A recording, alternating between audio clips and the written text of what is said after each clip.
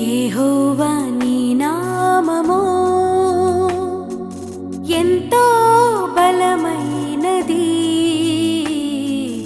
ఎంతో ఘనమైనది,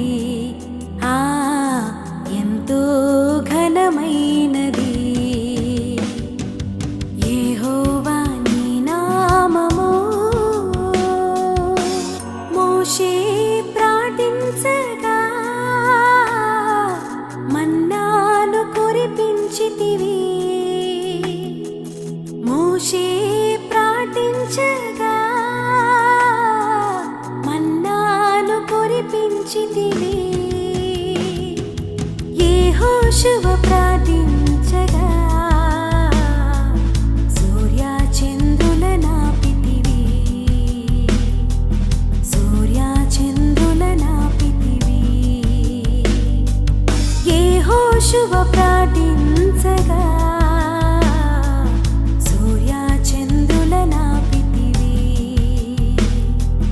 సూర్య చంద్రుల నాపితివి. యెహోవా నీ నామము. కాబట్టి నా టైము, నేను ధ్యానించే టైము, నేను ప్రార్థించే టైము, నేను అంట్లు గడిగే టైం కాదు అది. దేవుడు దాని కొరకు ఒక దూతను సిద్ధపరిచాడు. ఒక దూతను సిద్ధపరిచాడు. దేవుని బిడ్డలారా వినండి, ప్రతి చిన్న పని విషయంలో బాధ్యత తీసుకున్న దేవుడు నీ పెద్ద పనులను ఎందుకు చూడడం? ఒక సాధారణమైన పనే సహాయం చేసే దేవుడు ఒక అసాధారణమైన పని ఎందుకు చూడడం? అది అనారోగ్యం కావచ్చు, అది ఆర్థిక ఇబ్బంది కావచ్చు, అది అవమానం కావచ్చు, అది శత్రు బాధలు కావచ్చు, అవి సాతాను శోధనలు కావచ్చు, అవి అడవి మృగాలు లాంటి మనుషులతో పడే బాధలు కావచ్చు. Whatever it may be, దేవుడు చూస్తున్నాడు. సరైన టైంలో ఆయన తన దూతను పంపిస్తాడు. Praise the lord. Hallelujah, hallelujah. ఇలా చెప్పుకుంటూ పోతే చాలా భక్తులకు ఆయన చేసిన సహాయాలు. ఏలియా కొరకు పంపబడిన దూతలు, మోషే కొరకు పంపబడిన దూతలు, పేతురు కొరకు పంపబడిన దూతలు, షద్రక్ మేషక్ అబేద్నెగో కొరకు పంపబడిన దూతలు, పౌలు కొరకు పంపబడిన దూతలు, యోహాను కొరకు పంపబడిన దూతలు. ఒకసారి ఆమె చెప్పండి అందరూ. కాబట్టి ఇందు మూలంగా మీకు తెలియజేయండి ఏమనగా, ఈ భూమి మీద మనుషులు నిన్ను వదిలేశారా? ఈ భూమి మీద మనుషులు నిన్ను చూడలేదా? కొన్నిసార్లు మనుషులు చాలా తెలివి కల్లవాళ్ళు, దేవదూతలకు కూడా ఉండదు వీళ్ళకుండా తెలివి.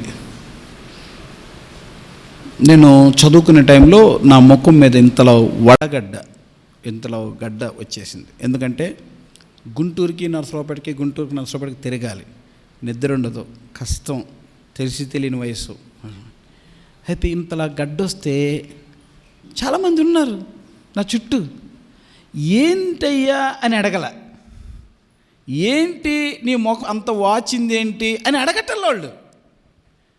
నాకు సహాయం చేయనందుకు బాధ లేదు. నిద్ర వచ్చిన వాళ్ళందరూ కళ్ళు తెరండి ఒకసారి.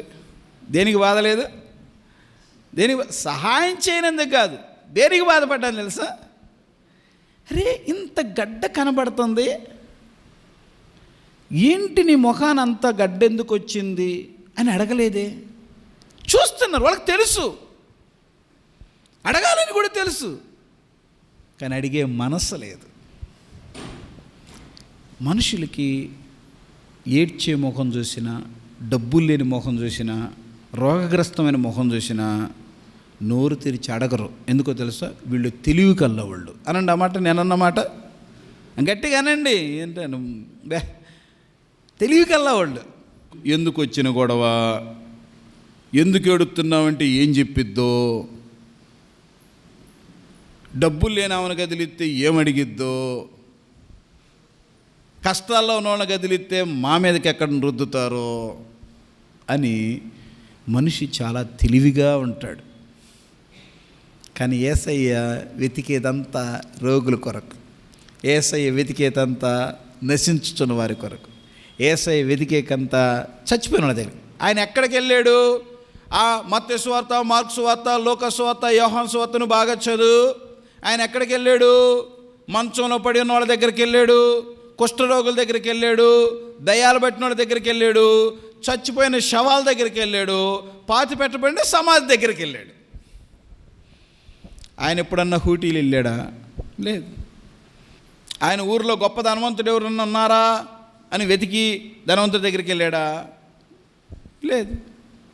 నాకెందుకు ఈ వాక్యం నాకు బాగా అర్థమై నచ్చి నేను కూడా ఎప్పుడన్నా టైం కుదిరి విజిటింగ్ చేయాలని దేవుడు ప్రేరేపిస్తే మోకరించి ఫస్ట్ ఎవరింటికి వెళ్ళాలి ప్రభువా అని మోకరించి ప్రార్థన చేసుకుంటా ముందు నా మైండ్లోకి ఎవరిని గుర్తుకు చేసుకుంటానంటే, ఎవరు రోగులై ఉండారు, ఎవరు మంచంలో ఉండారు, ఎవరు కటిక పేదరికంలో ఉండారు అని వాళ్ళను గుర్తుపెట్టుకొని ఉన్న ఆ 10 నిమిషాలు వాళ్ళ దగ్గరికి వెళ్దాం అనుకుంటాం. అది నా విజిటింగ్ విధానం.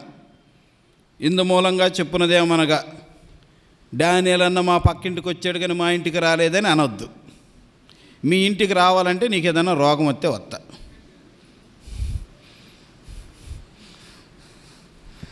సో గుర్తుపెట్టుకోండి, మా సేవకుడు సమయం విలువయ్యింది. ఆయన ఎవరింటికన్నా వెళ్తే ఏదో బాధలో ఉంటే ఇల్లు ఉంటాడు అనుకోండి. ప్రభు అంటాడు, నీవు నా కుమారుడువు, నేడు నేను నిన్ను కని ఉన్నాను, నీవు నన్ను అడుగుము, జనములను నీకు స్వాస్థ్యముగాను, భూమిని దిగంతముల వరకు నీకు సొత్తుగాను. ఇప్పుడు ఒక ఆయన 1,00,000 ఇస్తానన్నాడు, ఒక ఆయన ఒక 10 రూపాయలు లేకపోతే ఒక 100 రూపాయలు ఇస్తానన్నాడు. నువ్వు ఎవరింటికి వెళ్తావు చెప్పు? న్యాచురల్గా మర్మం ఏం లేదు ఇందుట్లో. నేనైతే 1,00,000 ఇచ్చి ఆయన ఇంటికి పోతా, 100 రూపాయలు ఇచ్చి ఆయన ఇంటికి పోను. అడు మనిషి కొంచెం ఇస్తున్నాడు, దేవుడు ఎంత ఇస్తాడు? ఎక్కువ ఇస్తాడు. కానీ ఎక్కువగా మన ఫోకస్ ఎవరి మీద ఉండాలి చెప్పండి? ఎవరు చూడాలి? ఎవరిని అడగాలి? ఎవరిని నమ్మాలి? ఎవరి దగ్గర ఏడవాలి? ఎవరికి చెప్పుకోవాలి? ఇది నా సేవలో దేవుడు నాకు నేర్పిన పద్ధతి. కనుక మీరు కూడా అదే ఆలోచన కలిగి ఉండండి. మనిషిని ప్రేమించండి, కానీ మనిషి మీద ఆధారపడబాకండి. చేతనైతే ప్రభా నేను ఇతరులకు సహాయం చేసే స్థాయి నాకు ఇవ్వని అడగండి. Praise the lord. ఆమేన్ చెప్పండి. దేవుని నన్ను అలా దీవించు, బ్లెస్ మీ అలోన్ అని చెప్పండి. కనుక ఈ మాట, మూడవ మాట ఏంటంటే, దూతలు నీకు వస్తారు. హల్లెలూయా చెప్పు, హల్లెలూయా. దూతలు వస్తారు. దూతలు డబ్బులు తీసుకొని వస్తారు, దూతలు భోజనం తీసుకొని వస్తారు, దూతలు బట్టలు ఉతకడానికి, కంట్లు కడగటానికి వస్తారు, దూతలు రోగివై మంచాన్ని ఉంటే పరిచర్య చేయడానికి వస్తారు, దూతల హాస్పిటల్ ఉంటే హాస్పిటల్ విజిటింగ్ చేస్తారు. దూతలు వస్తారు. దేవుడు నీకు ఒక దూత, నాకు ఎవరు లేరు, మాకు దూతలు ఉన్నారు, పరలోకపు దూతలు ఉన్నారు, పైనుంచి దిగి వచ్చే దూతలు ఉన్నారు. కొన్నిసార్లు చుట్టూ ఉన్న వాళ్ళు పలకరించకపోయినా, చెప్పకపోయినా, ఎలా ఉన్నావు, ఏం చేస్తున్నావు, తిన్నావా, తినలేదా, ఆరోగ్యంగా ఉన్నావా, ట్యాబ్లెట్లు వేసుకున్నావా అని నిన్ను అడిగే ఒక్క దిక్కు లేకపోయినా దేవదూతలు దిగి వస్తారు. ఇది నా బైబిల్ చెప్తుంది. Praise the Lord. It is the message of God's book. దేవుని పుస్తకం ఇచ్చే సందేశం. కనుక ఈ 3 నీకుంటాయి. ధైర్యంగా ఉండు. నువ్వు యేసుక్రీస్తు లాంటి భక్తుడు అయినా సరే ఈ 3 ఎదుర్కోవాలి. ఏ 3? గట్టి చెప్పాలి. ఏ 3? సాతాను శోధనలు, ఇంకోటి అడవి మృగాలు, ఇంకోటి దేవదూతలు. కనుక ఇబ్బంది ఏం లేదు. సాతాను శోధనలు వచ్చినా, అడవి మృగాలు లాంటి మనుషుల మధ్య ఉన్నావా, వాళ్ళ వెనక ఎవరున్నారు? దేవదూతలు ఉన్నారు. ఇది మన ధైర్యం, నిరీక్షణ. యేసుక్రీస్తులాగా జీవించాలి అనే ఈ సందేశం. రెండో అనుభవం 15వ వచనం. మొదటిది ఫేస్ ఇట్, రెండోది డూ ఇట్. అందరూ చదవండి. కాలము సంపూర్ణమైనది, దేవుని రాజ్యము సమీపించినది, మారు మనసు పొంది సువార్త నమ్మడం చెప్పచ్చు, దేవుని సువార్త ప్రకటించుచు గలిలయకు వచ్చెను. Do it. యేసుక్రీస్తు కొన్ని ఎదుర్కొన్నాడు. యేసుక్రీస్తు కొన్ని పనులు చేశాడు. మనిషి పనులు చేయాలండి, పని చేయకుండా భోజనం చేయకూడదండి. మనకంటూ కొన్ని పనులు దేవుడు ఇచ్చాడు, ఆ పనులు మనం చేసి తీరాల్సిందే. మీరు పనులు చేస్తే పేదోళ్ళు కాదండి. పనులు చేసేవాళ్ళని దేవుడు అన్యాయం చేయడండి. మీకెవరికైనా అన్నం దొరకకుండా, బట్టలు లేకుండా దేవుడు అస్సలు చేయడండి. నేను అందుకని నిన్న ఒక సిస్టర్తో మాట్లాడుతూ 2 చోట్ల అప్పు పెట్టకూడదు అక్క అని చెప్పాను. 2 చోట్ల అప్పు పెట్టకూడదు అని చెప్పాను. ఏ చోట్ల అంటే, ఒకటి తినే ఆహారం కాడ, తినే పదార్థాల కాడ. రెండవది ధరించే వస్త్రాల కాడ. ఈ 2 దేవుడిచ్చిన మారని వాగ్దానాలు. ఆమేన్ చెప్పండి. ఎందుకంటే బైబిల్ తినుటకు ఆహారము, ధరించుటకు వస్త్రాలు ఖచ్చితంగా దేవుడిస్తానన్నాడు. తినుటకు ఆహారము, ధరించుటకు వస్త్రాలు ఖచ్చితంగా దేవుడిస్తాడు. నీకు అవి కూడా ఇవ్వలేదంటే నువ్వేదో తొందరపడి తప్పులు చేస్తున్నావు. మనకు అప్పులు అయినాయి అంటే ఈ 2కి కాకూడదు. గట్టిగా ఆమేన్ చెప్పండి. గట్టిగా చెప్పాలి, ఇంకా గట్టిగా చెప్పాలి. నేను ఒక సహోదరుడు చూసా, ఆకలితో వచ్చాడు. అన్నా నేను పలానా చోటుకు వచ్చానన్నా, వాళ్ళు లేకుండా వెళ్ళిపోయారు, ఆకలి అవుతుందన్నా అన్నాడు. నా దగ్గర అన్నం ఉంది, నేను తిను అని చెప్పలే, తినమని చెప్పలే. ఈయనకు అసలు అన్నం పెట్టకూడదు అనుకున్నా. ఎందుకంటే అతను పిల్లోడు కాదు, ముసలోడు కాదు, రోగి కాదు, వికలాంగి కాదు. ఇటువంటి పరిస్థితుల్లో నీకు ఇంకా మ్యారేజ్ కాలేదు, ఇంకా నీకు అన్నం దొరకలేదు అనే ప్రశ్నతో నువ్వు వచ్చావంటే, ఆకలి అవుతుంది అన్నం లేదు అనే ప్రశ్నతో నువ్వు వచ్చావంటే నీ లైఫ్ స్టైల్ ఎక్కడో తేడా పడింది. నువ్వు జీవించే విధానంలో తప్పు చేసి ఉంటావు. ఎందుకంటే దేవుడు వాగ్దానం చేశాడు, ఏమిస్తానన్నాడు? తినుటకు ఆహారము, ధరించుటకు వస్త్రాలు ఇస్తానన్నాడు. అసలు నువ్వు పెళ్లి చేసుకోవాలి, భార్యను తెచ్చుకోవాలి, బిడ్డలు కనాలి, వాళ్ళకి అన్నాలు పెట్టాలి, ఇంత పెద్ద వ్యవస్థ నువ్వు నడిపించాలి. ఇంత పెద్ద వ్యవస్థ నడిపించాల్సిన ఒక బలవంతుడైన ఒక యవనస్తుడికి ఇంకా ఆకలి అవుతుంది, అన్నం లేదు అన్నావంటే చాలా తప్పు. యవనస్తులారా, సిస్టర్స్ అండ్ బ్రదర్స్, ప్రతి ఒక్కరికి నేను చెప్పే మాట ఏంటంటే, దేవుని సేవకునిగా దయచేసి మీ జీవితం పట్ల దేవుడిచ్చే పనులు చేయండి. కష్టపడి పనులు చేయండి. దేవుడు ఏదో ఒక పని చేయొచ్చు. నాకు పని లేదు అనబాకు. ఎందుకంటే మనిషిని పుట్టించే ముందు దేవుడు పనిని పుట్టించాడు. ఆమేన్ చెప్పండి, ఒకసారి గట్టిగా చెప్పండి. హల్లెలూయా చెప్పు, హల్లెలూయా. నీకు పని లేదు అంటే దేవుడిని అడగలేదు అని అర్థం, దేవుడితో సంబంధం లేదు అని అర్థం. దేవుడితో నిజంగా నీకు కనెక్ట్ ఉంటుంది. నాకు ఉద్యోగం లేదు, నాకు పని లేదు, అందుకే నేను ఖాళీగా ఉన్నాను, అందుకే నేను ఆకలితో ఉన్నాను, అందుకే నేను పేదరికంతో ఉన్నాను, అందుకే నేను బాధలతో ఉన్నాను అనబాకు. దైవజనులు భగత్ సింగ్ గారు, ఆయన ఒక అగ్రికల్చర్ ఇంజనీర్ అంట. ఒక ఇంజనీరింగ్, కొంతమంది అంటారు అసలు భారతదేశంలో మొట్టమొదటి ఇంజనీర్ ఇంగ్లాండ్ నుంచి వచ్చినాయని అంటారు. ఆయన కొన్ని పరిస్థితులను బట్టి వంట మాస్టర్గా చేరాడంట. వంట మాస్టర్గా చేరి తన కడుపును నింపుకున్నాడు. ఒక ఇంగ్లాండ్లో చదివిన ఇంజనీర్కి వంట పని చేయటానికి ఏమైనా సంబంధం ఉందా? మనోళ్ళు కొంతమంది అరే పనికి వెళ్ళరంటే, నేను 10వ తరగతి పాస్ అయ్యాను అంటాడు. 10వ తరగతి పాస్ అయ్యాను, నన్ను పనికి వెళ్ళమంటావేంది అంటాడు. మా వాడు డిగ్రీ పాస్ అయ్యాడు అంటారు. నువ్వు 10వ తరగతి పాస్ అయినా, డిగ్రీ పాస్ అయినా, నీ చదువు తగ్గ జాబు దేవుడు ఇచ్చే వరకు దేవుడిచ్చిన పని నువ్వు డూ ఇట్, చెయ్యి. దాన్ని నీ ఎదురుగున్న పని చెయ్యి, నీ శక్తి మేర చెయ్యి. పని అంటూ చేస్తూ ఉండు, దేవుడు సహాయం చేస్తూ ఉంటాడు. మోసం చేస్తే మోసపోతామేమో కానీ పని చేస్తే మోసపోం. కొన్నిసార్లు మన కష్టం వేస్ట్ అవుతుందేమో కానీ కొన్నిసార్లు 2 లాభంతో తిరిగి వస్తుంది. కనుక పని చేయండి. సో దీని గురించి తర్వాత మీరు ఎవరైనా వ్యక్తిగతంగా అన్న నాకు పని లేదు, లేకపోతే నాకు జాబ్ లేదు, ఏంటి దీని విషయం, మరి దేవుని చిత్తం ఏంటి అని నువ్వు వివరంగా తెలుసుకోవాలంటే నా ఫోన్ నంబర్ మీ దగ్గర ఉంటుంది, మీరు ఫోన్ చేసి మాట్లాడవచ్చు. అది గుర్తుపెట్టండి. యేసు ప్రభు తన పని చేస్తూ ఉన్నాడు ఈ భూమి మీద, సువార్త ప్రకటిస్తూ ఉన్నాడు ఈ భూమి మీద, ఆయన పని చేస్తూ ఉన్నాడు. చూడండి, ఒక మాట మనం జ్ఞాపకం చేసుకుందాం. దేవుడు తన బిడ్డలకి ఎలా సహాయం చేస్తాడు. లోకా సువార్త 21:37-38. ఆయన ఎంత కష్టజీవో, ఎంత నమ్మకస్తుడో, నా ప్రభు ఎంత మాదిరో కష్టపడే వాళ్ళకి. ఆయన ప్రతి దినము పగటి యందు దేవాలయంలో బోధించుచు, రాత్రి వేళ ఒలీవల కొండకు వెళ్ళుచు కాలము గడుపుచుండెను. ప్రజలందరూ ఆయన మాట వినుటకు దేవాలయములో ఆయన యొద్దకు పెందల కడ వచ్చుచుండిరి. కాలము గడుపుచుండెను అన్నమాట అండర్లైన్ చేసుకోండి. కాలము గడుపుచుండెను, కాలము గడుపుచుండెను. కొంతమందిని చూస్తుంటే వీరు పొద్దున్నే లేచి ఇస్త్రీ బట్టలు వేసుకొని దొనకొండ సెంటర్కి వచ్చి టీ కొట్టు కాడ కాలము గడుపుచుండెను, పేపర్లు చూస్తూ కాలము గడుపుచుండెను, ఆ నాయకుని గురించి ఈ నాయకుని గురించి కబుర్లు చెప్పుకుంటూ కాలము గడుపుచుండెను. మధ్యాహ్నం భోజనం అయ్యే టయానికి భోజనం సమయానికల్లా ఇంటికి వెళ్ళి భోజనం చేస్తూ కాలము గడుపుచుండెను. భోజనం చేసిన తర్వాత కాసేపు నిద్రపోతూ కాలము గడుపుచుండెను. మళ్ళా సాయంత్రానికల్లా అటు ఇటు తిరిగి కాలము గడుపుచుండెను. భార్య కష్టపడి పొలం పోయి పనిచేసి ఒక 200 రూపాయలు తీసుకొస్తే అవి కూడా లాక్కొని సారాయి కొట్టుకొచ్చి కాలము గడుపుచుండెను.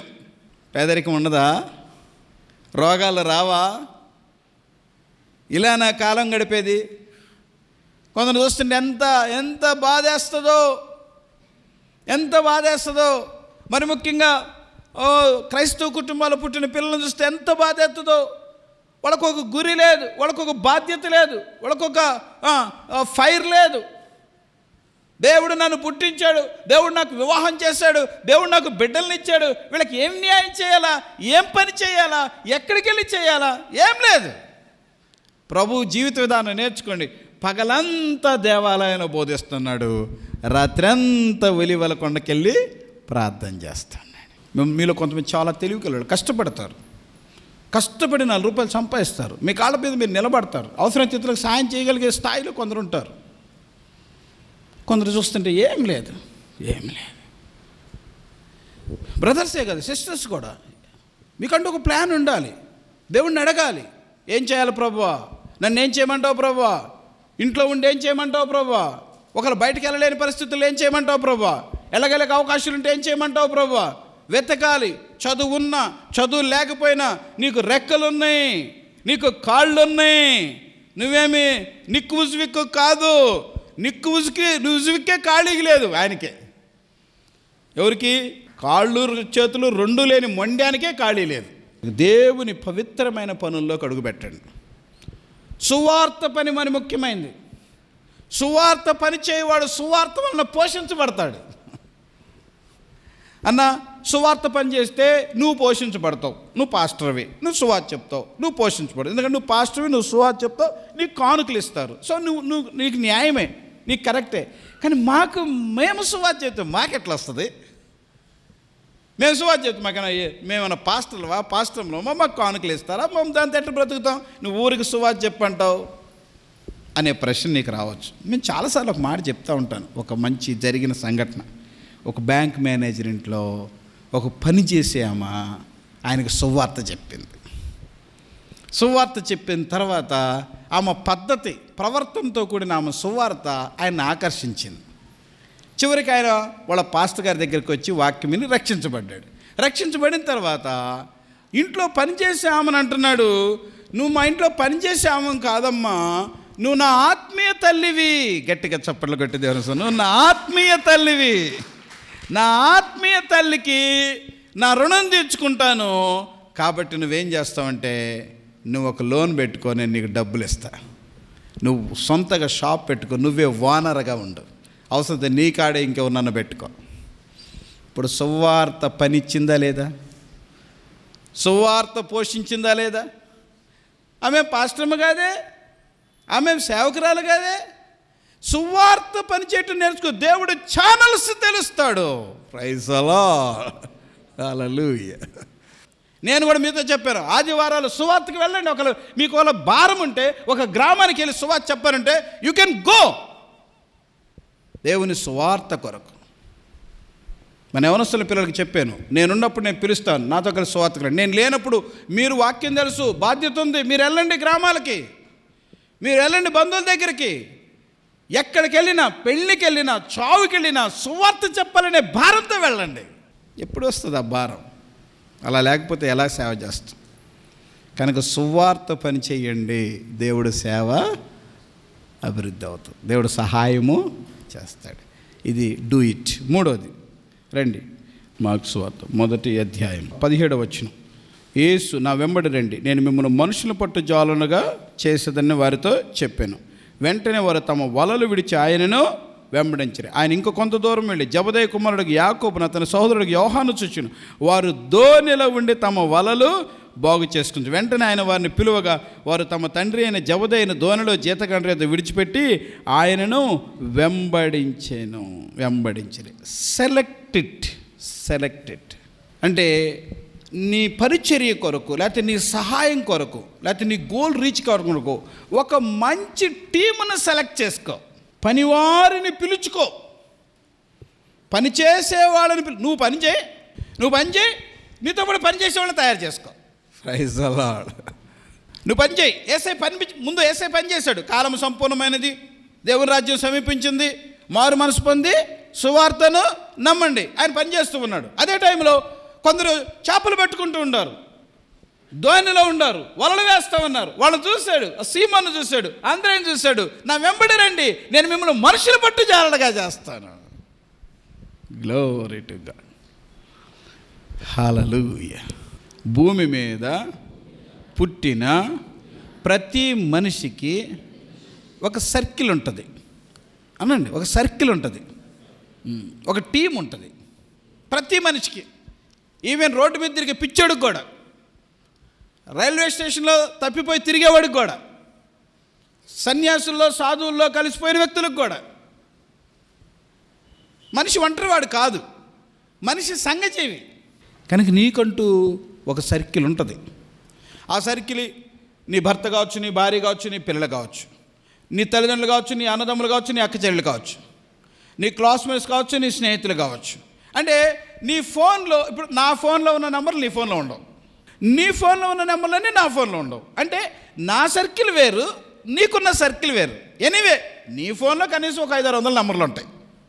తక్కువలో తక్కువ చెప్పినా నేను 500-600లో ఎంత తక్కువ వేసుకున్నా 5 నీ గుండెను తాకేవాళ్ళు 5 ఉంటారు, నీ మనసు నచ్చిన వాళ్ళు 5 ఉంటారు, నిన్ను నమ్ముకున్న వాళ్ళు 5 ఉంటారు, నిన్ను నమ్మిన వాళ్ళు ఒక 5 ఉంటారు. నేను తక్కువ చెప్పాను, చెప్తున్నా. కనుక సెలెక్ట్ దెమ్. వాళ్ళతో కలిసి ఆత్మీయంగా జీవించు, దేవుని పని జరిగించు, యథార్థంగా ఉండాలి. బోధించేటప్పుడు ఎందుకు చెప్తున్నానంటే, గద్దించేది ఎందుకే, ఖండించేది ఎందుకే, హెచ్చరించేది. నిజమైన బోధ పొడుస్తుంది, నిజమైన బోధ గద్దిస్తుంది, నిజమైన బోధ హెచ్చరిస్తుంది, నిజమైన బోధ బుద్ధి చెప్తుంది. నిజమైన బోధ హెబ్రీయులకు రాసిన పత్రికలో ఎముకల్లోకి, ఎక్కడ కీళ్ళల్లోకి, ఎక్కడ నరాల్లోకి వెళుతుంది. ఆమేన్. దేవుడు మాట్లాడుతూ ఉంటాడు. నువ్వు ఇక్కడి నుంచి వెళ్ళిపోయినాక నీ లైఫ్ స్టైల్ మారిపోతూ ఉంటుంది. నువ్వు సంతోషంగా, యథార్థంగా, నమ్మకంగా, లోకంలో ప్రత్యేకంగా జీవిస్తూ ఉంటావు. అందరూ ఆశ్చర్యపోతారు. మీ ఊర్లో వాళ్ళ జీవితం వేరు, నీ జీవితం వేరు, వాళ్ళ మాటలు వేరు, నీ మాటలు వేరు, వాళ్ళ ఆలోచనలు వేరు, నీ ఆలోచనలు వేరు, వాళ్ళ పరిశుద్ధత వేరు, నీ పరిశుద్ధత వేరు. ఎందుకో తెలుసా? నువ్వు యేసు క్రీస్తు జీవిత విధానంతో వెళ్తున్నావు. మీ ఓపిక, మీ సహనము లోకం చూస్తుంది, మీ నిష్ఠ లోకం చూస్తుంది. అప్పుడు లోకం యేసు లోకంలోకి వస్తుంది. హల్లెలూయా. చెప్పండి హల్లెలూయా. ఆ రీతిగా మీరు దీవించబడాలి, ఆ రీతిగా మీరు బలపడాలి. సో ఇక్కడ కూర్చుని మీరు శాస్త్రుల వలె కాక ఆయన అధికారము గలవాని వలె బోధించండి.